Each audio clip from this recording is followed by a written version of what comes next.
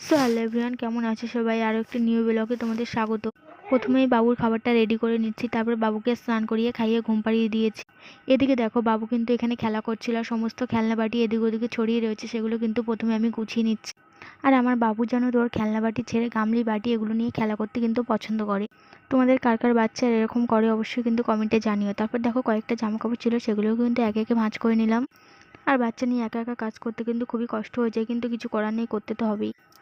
তারপর দেখো, জামাকাপড় রেখে কিন্তু ঘরটাকে আমি একদম ঝাঁট দিয়ে ক্লিন করে নিচ্ছি। বাবু ঘুমোলে কিন্তু কাজগুলো করতে খুব সুবিধা হয়।